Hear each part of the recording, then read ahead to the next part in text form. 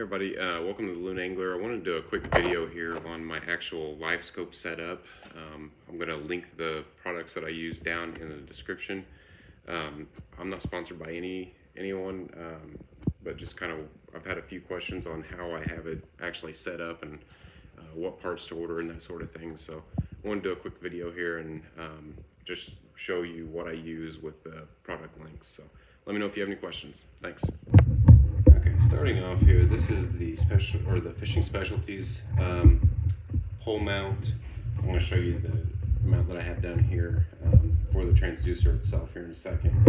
But basically, this is the 24-inch. I think it's a 24-inch pole, and I can't remember. I may have chopped a little bit off on the end there when I got it exactly how I needed to on my kayak. But it is the 24-inch.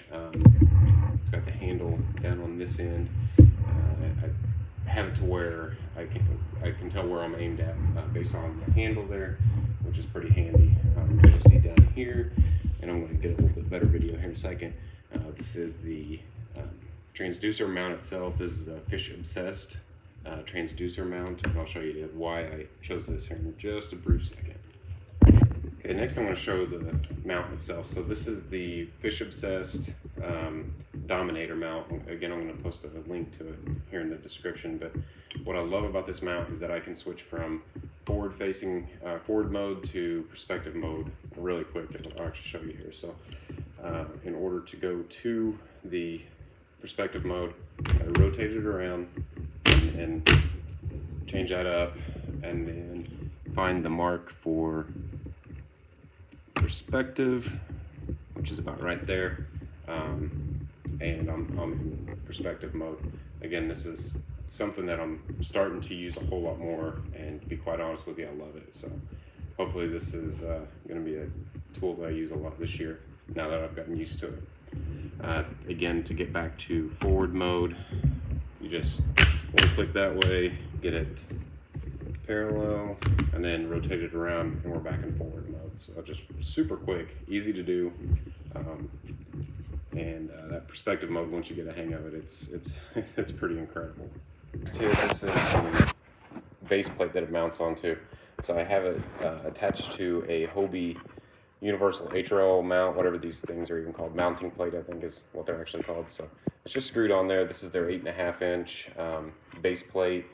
It's just screwed on there. I did see earlier when I was on their website that they now have a rail mount for kayaks, and I'm assuming that would probably work pretty well with the HRL. So if I were to get a new system, that's probably, or the new mount itself, that's probably the route I would go, because I would think that would work pretty well, and you wouldn't have to worry about getting this level and whatnot. As you can see, the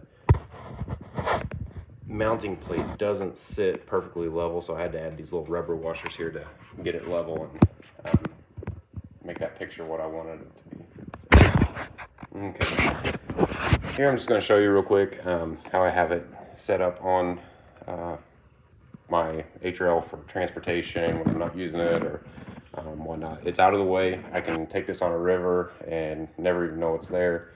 If I know I'm not going to be using it, I can just leave it on here and not have to worry about it. So it just goes on the rod holders, the Hobie rod holders here, fits in these grooves perfect.